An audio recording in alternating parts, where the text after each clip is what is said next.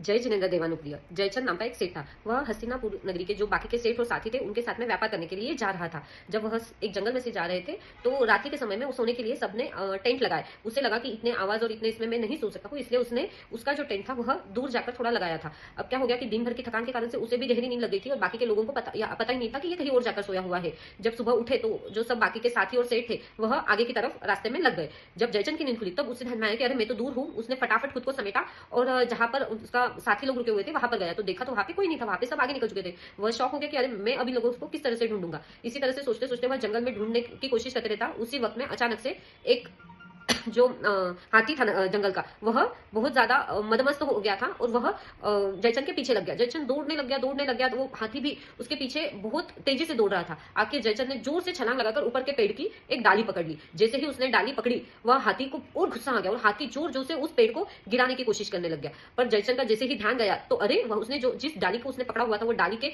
नीचे एक बहुत बड़ा अंधेरा भरा कुआं था और उस कुएं में बहुत सारे जहरीले सर्प ऊपर मुंह निकाल के बैठे हुए थे। वह डर गया कि अगर मेरा हाथ छूट गया तो मैं कुएं में गिर जाऊंगा।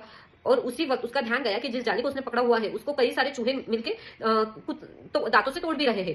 और उसी वक्त क्या हुआ कि जोर जोर से हाथी जो पेड़ को धक्का दे रहा था तो ऊपर की जो डाल पर मधुमक्खी का छत्ता लगा हुआ था वहां में से मधुमक्खियां निकल निकल कर जयचंद को काट रही थी। अब जयचंद हाथ छोड़ेगा तो नीचे खाई में गिरेगा और अगर पेड़ गिर गया तो भी हाथी उसे मार देगा। और वो पकड़े भी रख रहा था तो चूहे डाली को काट रहे थे और उसके साथ साथ में असंख्य वेदना उसे हो रही थी क्योंकि मधुमक्खियां उसे काट रही थी। वह समझ नहीं पा रहा था कि क्या करे। और उसी कुछ समय बाद उसी के मुंह में ऊपर से मधुमक्खी के छत्ते से एक बूंद मध की गिरी। वह मध का वह टेस्ट चखकर इतना खुश हुआ कि कुछ समय के लिए वह अपना दर्द भूल गया।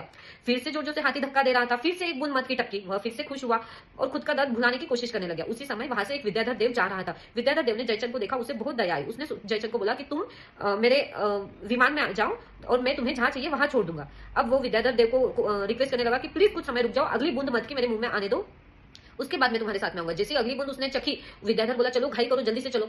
पर उसे फिर से और इच्छा हुई कि इतना नेचुरल मध है, मैं तो यही खाना चाहता हूं, तो आप थोड़ी देर और रुकिए।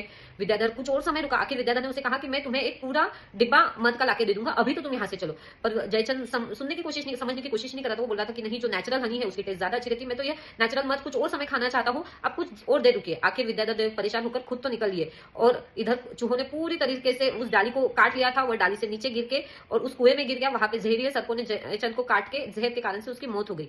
मॉरल ऑफ द स्टोरी यह कि बहुत बार इसी तरह से गुरु भगवान हमें चेताने आते हैं कि अब तो तुम थोड़ा सा समय निकाल लो और धर्म ध्यान में लग जाओ। और हम हमेशा बस यह एक काम होने के बाद में धर्म करेंगे, यह एक काम होने के बाद में धर्म करेंगे, ऐसे बहाने देते रहते हैं।